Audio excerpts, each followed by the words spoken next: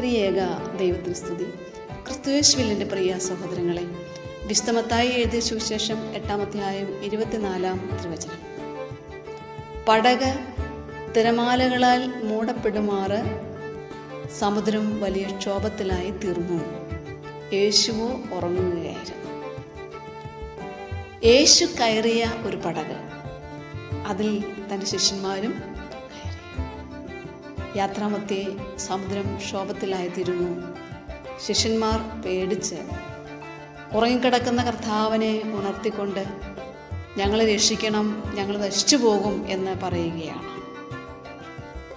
യേശു അവരോട്, അല്പവിശ്വാസികളെ, നിങ്ങൾ എന്തിനാണ് ഭയവികലരായി മാറുന്നത് എന്ന് പറഞ്ഞിട്ട് ക്ഷോഭിച്ചിരിക്കുന്ന സമുദ്രത്തെയും കാറ്റിനെയും അടക്കുന്നതായിട്ടും തുടർ യാത്ര ചെയ്യുന്നതായിട്ടും നമ്മൾ വായിക്കുന്നുണ്ട്. നമുക്ക് ഈ വചനത്തെ ഒന്ന് ഏറ്റെടുത്താലോ?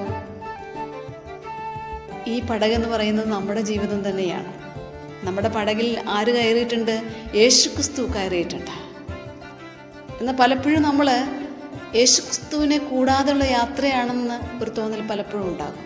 നമ്മുടെ ജീവിതത്തിൽ ചില പ്രതിസന്ധികളും പ്രശ്നങ്ങളും ഒക്കെ നമ്മൾ വല്ലാതെ അലട്ടുമ്പോൾ, നമ്മുടെ ജീവിതമാകുന്ന പടക് മുങ്ങപ്പെടുമെന്നുള്ളൊരവസ്ഥയിലായിത്തീരുമ്പോഴൊക്കെ വല്ലാതെ തളർന്ന് നമ്മൾ പോകാറുണ്ട്. വല്ലാതെ പേടിയോടെ നമ്മുടെ ജീവിതത്തെ നമ്മൾ കാണാറുണ്ട്.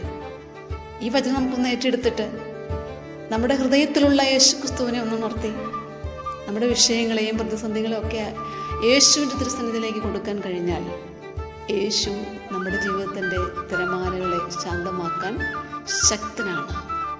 ഈ വചനചിന്ത അത് തിരിച്ചറിയുവാനുള്ള ഒരു മുഖാന്തരമായി തീരട്ടെ. ദൈവം നമ്മെ ഓരോരുത്തരെയും